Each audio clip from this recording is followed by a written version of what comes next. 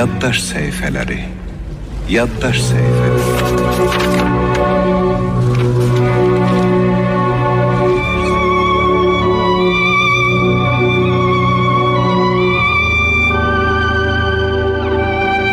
Hörmətli dinləyicilər, Feyruz Mustafa'nın Dəniz Köçü povestindən bir parçanı dinləyin.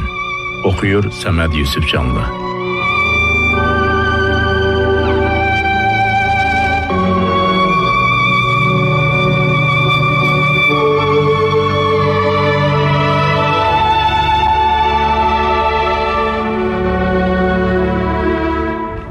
Balığı Tuqay balıqçı torunun içindən tapıb gətirmişdi.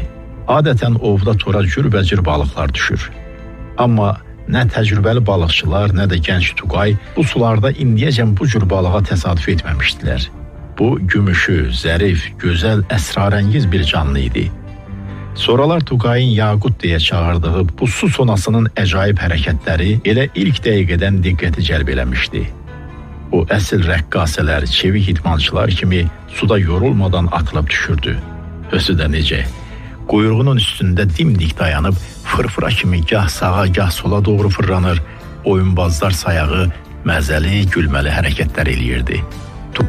Tuqay onu tamahkar balıqçıların əlindən zordan xilas edib evə gətirdiyinə görə daxili bir məmnunluq duyurdu.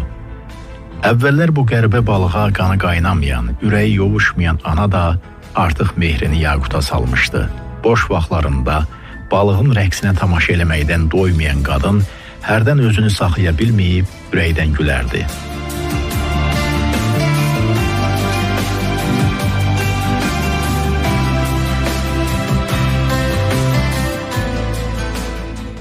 Tuqaydan xəbər ətər yox idi. Nədənsə heç dostların da səs-səmiri gəlmirdi. Adətən bu vaxtlar həyətə gəlib anaya baş çəkən Şəhlada tərs kimi bugün gözə dəymirdi. Onsuz da Tuqayın gecikməsindən narahatlıq hissi keçirən qadını bu dilsiz ağızsızların qəmli, dərdli görünüşü də bir yandan üzürdü. Axı bunlara nə olmuşdu belə? Bəlkə ürəklərinə nəsə damıb, bəlkə onlar nəsə bir şey bilirlər. Sizə nə olub belə? Niyə dinib danışmırsınız?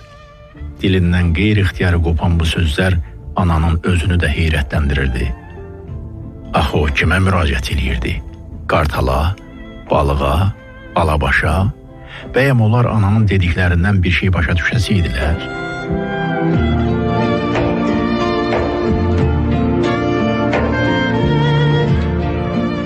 Qadın daha da heyrətləndi.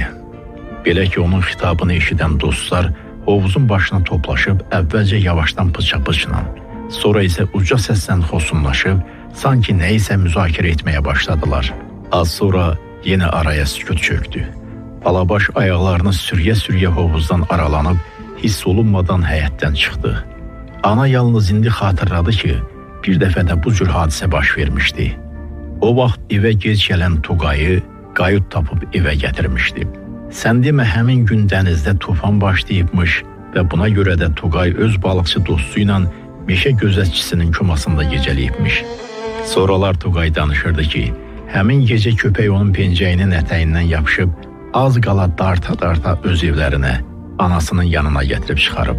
Bəlkə Tuqay bugün yenə meşədə həmin komada gecəliyib. Bəlkə Alabaş öz dostunu yenə tapıb evə gətirəcək. Amma it bu dəfə tez qayıtdı.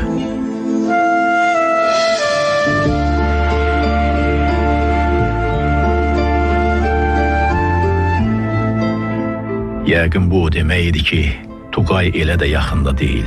Sanki ana yaxşı bilirdi ki, irsən malik olduğu hiss etmə qabiliyyəti Alabaşı aldada bilməz. İt geri qaydandan sonra qartal ona yaxınlaşdı.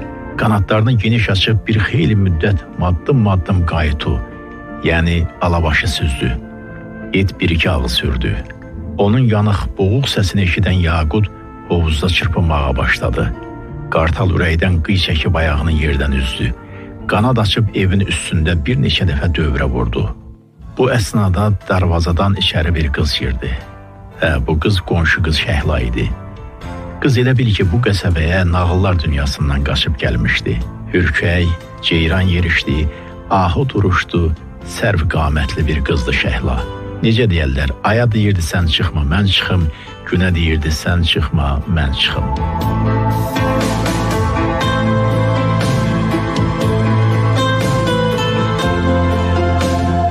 Şəhlanın bu dünyada olan qalan bir anası vardı. Qəribə işdi. Elə bil ki, təbiət ana balanı xasiyyətcə bir-birinin əksinə yaratmışdı. Ana adama yovuşmaz, qız isə cazibədar idi. Əslində Şəhlanı nənəsi böyütmüşdü.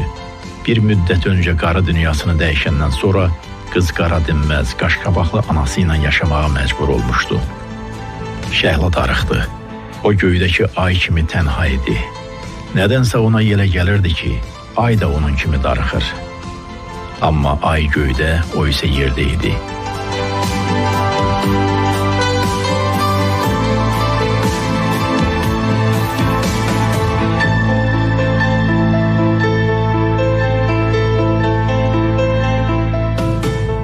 Qadın bir anlığa xəyallar aləmindən ayrılıb irəli yeridi.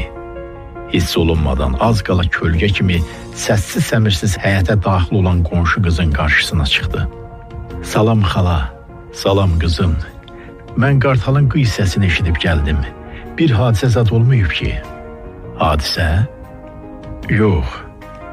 Amma Tuqay dənizdən gəlib çıxmayıb. Yaman nigaranam ay qızım. İnşallah gələr xala, darıxmayın. Nədənsə qızın səsi azacıq titrədi. Əslində Şəhla özünün gizli həyəcanını boğmağa çalışırdı. Amma deyəsən bunu bacarmırdı. Onun həyəcanı səbəbsiz değildi. Ötən gecə Şəhla öz otağında, açıq pəncərə önündəki yatağında uzanıb, səmada sayrışan ulduzları uzun-uzadı seyr eləmişdi.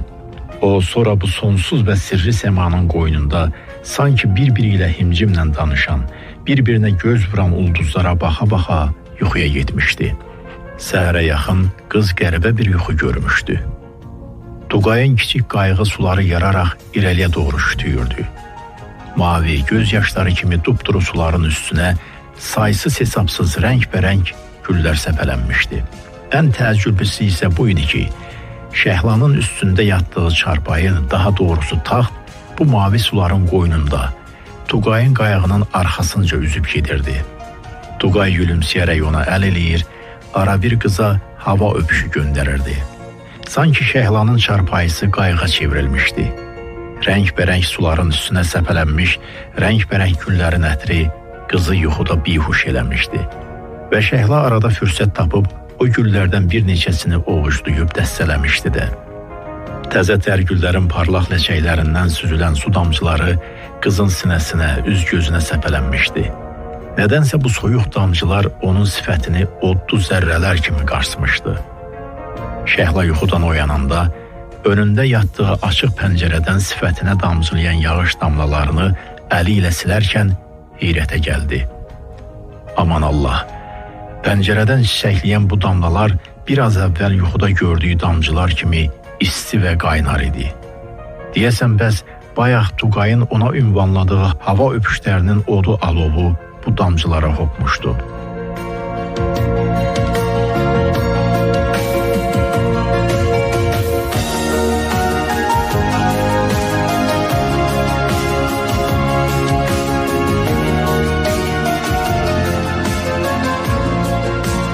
Şəhla yataqdan dikəlib pəncərəni örtərkən tutqun göyümsü şüşədən ona ay sifətli bir gözəlin baxdığını görəndə bayaqdan ürəyində bulaq kimi qaynayan heyrət hissi damla-damla artıb gür, qaynar bir şəlaləyə çevrilmişdi. O az qala öz-özünü tanımayacaqdı. O necə də böyümüşdü. Sanki həmin anlarda ona kimsə, kənar bir adam da göz qoyurdu. Halbuki Şəhla həmişəki kimi öz otağında tək yatmışdı.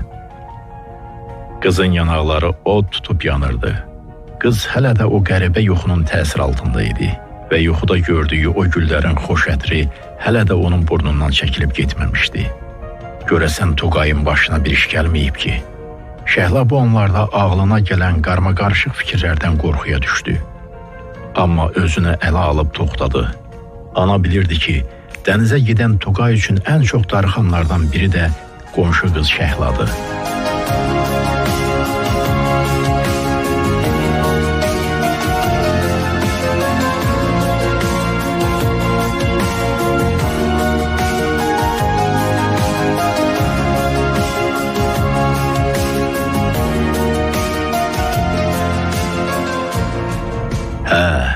Odrey, qartal qayıdıb gəldi.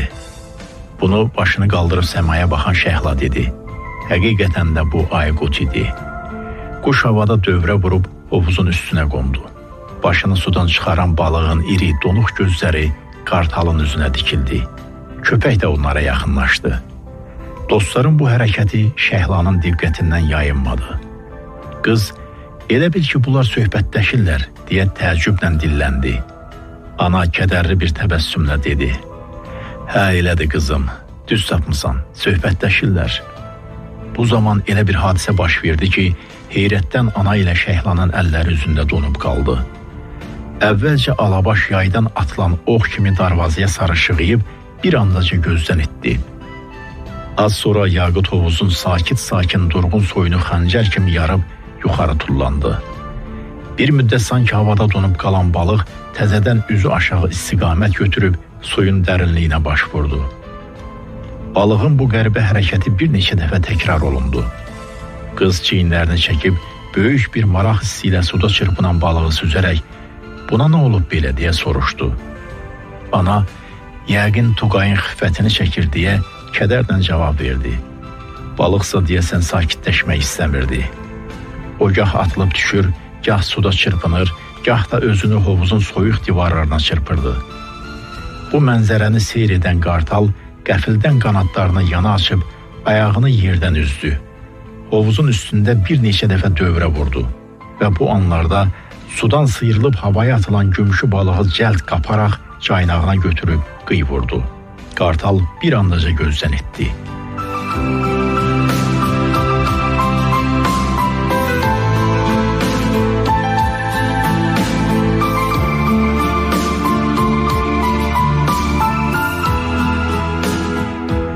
Ana ilə Şəhla yerlərində donub qalmışdılar. Handan-hana özünə gələn Şəhla dilləndi. Yəqin qartal balığı parçalayacaq. Hələ də gözü göylərdə olan ana sanki öz-özünə danışırmış kimi "Yox, ola bilməz" dedi və əlavə elədi. Axı onlar yaxın dostdular. Bəs elə isə onlar niyə qaçıb aradan çıxdılar? Hə, mən də matmətəl qalmışam. Doğrusu son vaxtlar Tuqay bəzən evdə olmayanda onun ətrini, qoxusunu bunlardan alırdım. Bunlarsa belə. Yəni bu qədər etibarsız imişlər. Olsun ki, indi bunlar Tuqay yoxdur deyə qaçıb getdilər. Heyf mənim zənnimə. Bunlara yamanca inanıb mehir salmışdım. Görünür səhv eləmişəm. Ey ay bala, indi adamların çoxunun etibarı azalıb. O ki ola Allahın dilsiz ağızsız quşu, heyvanı. Şəhla qızım, deyirəm bəlkə oğlumun başına nəsə gəlib. Dilim ağzım qurusun bala, bəlkə o tufana düşüb. Bəlkə balam dənizdə su itilərinə, yırtıcı balıqlara rast gəlib. Bəlkə... Şəhla anaya xeyli ürək-dirək versə də bunun elə bir xeyri olmadı.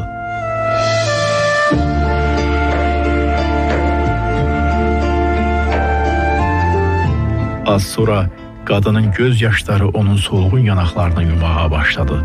Şəhla hiss edirdi ki, ananı qəm dəryasına düçar edən təkcə oğlunun dəniz səfərində belə ləngiməsi yox, həm də Tuqayın həyətdəki dostlarının, Alabaşın, balığın və qartalın qəfildən aradan çıxması etibarsızlığı idi. Doğrudan da görəsən dostlara birdən-birə nə olmuşdu belə? Onlar doğma ocağı niyə tərk eləmişdilər? Bəlkə onlar Tuqayın yoxa çıxmasından istifadə edib dağılışmaq qərarına gəlmişdilər.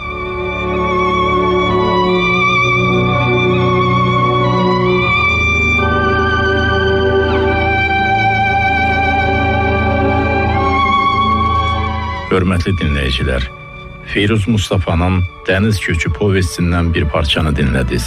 Oxudu Səməd Yusifcanlı.